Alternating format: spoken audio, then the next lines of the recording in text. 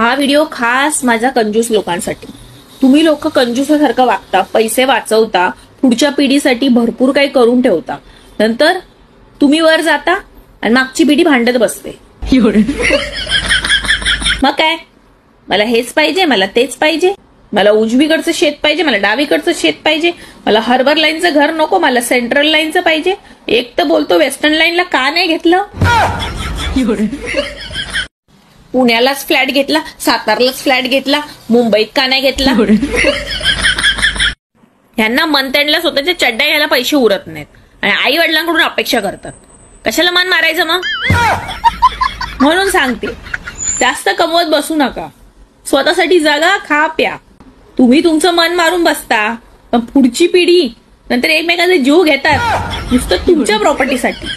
स्वतःची प्रॉपर्टी स्वतः एन्जॉय करा, पुढची पिढी कमवेल त्याला पाहिजे तर. समजलं का. जास्त कंजूसपणा करू नका, खा प्या आणि मस्त राहा.